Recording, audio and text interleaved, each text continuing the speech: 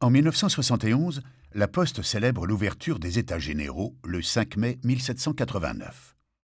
C'est la monarchie française qui, à partir du XIIIe siècle, a instauré cette tradition. Le monarque convoque une représentation de la nation afin de recevoir d'elle conseils et avis. L'élection des représentants ne suit pas vraiment de règles précises et claires. Il s'agit plutôt d'un système pyramidal où l'individu appartient à un groupe, une famille, une communauté, un corps ou un ordre. L'idée est de remonter l'information de bas en haut, jusqu'au roi. C'est ce que veut faire Louis XVI lorsqu'il convoque les États généraux. Il souhaite recueillir l'avis de ses sujets pour régler la crise financière et économique que traverse le pays. Mais en cette fin de XVIIIe siècle, la question de la représentativité est posée par les philosophes, par les sociétés savantes. Et Louis XVI n'avait pas pensé que le vote, la représentation nationale, allait être au cœur des débats. Lorsqu'il convoque les représentants du peuple, soit environ 1200 députés, le mode de scrutin donne un vote par ordre, soit un pour la noblesse, un pour le clergé, un pour le tiers-État. Mais avec 578 députés, le tiers-État possède la majorité.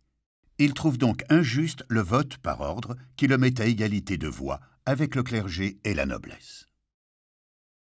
Pourtant, l'injustice et les privilèges sont bien les marques de la royauté, et ce, depuis longtemps. En fait, ces États généraux, symboles du tout-pouvoir royal sur ces sujets, signent le début d'une situation qui échappe au roi et qui échappe à tout le monde. Le roi est inapte à gérer la situation.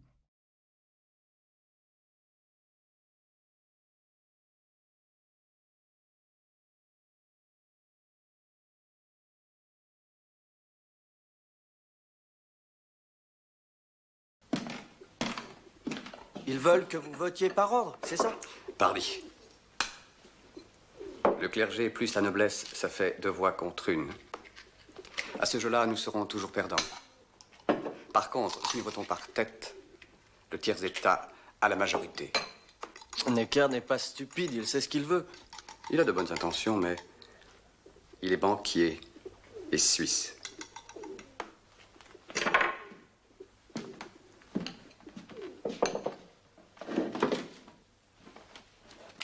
Le problème est qu'ils ne vivent pas dans le même monde que nous. Et alors? Alors, il suffirait que le bas clergé et le plus pauvre se rallient à nous. Et si rien ne change, ils n'auront pas d'argent. C'est aussi simple que cela.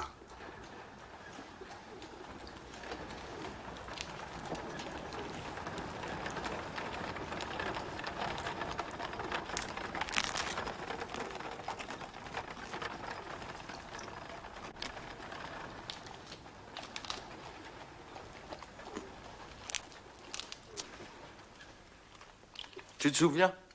À Louis le Grand, le boiteux? Qu'est-ce que c'est que le tiers-État? Rien.